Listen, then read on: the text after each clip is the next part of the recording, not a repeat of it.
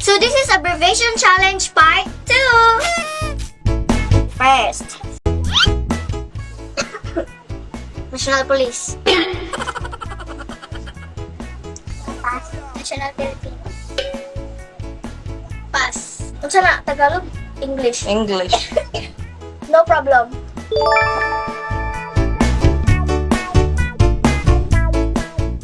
Telephone.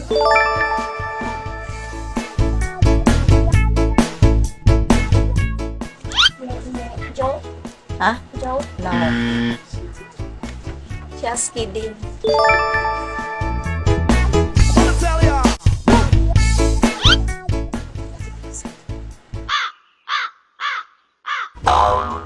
Abbreviation.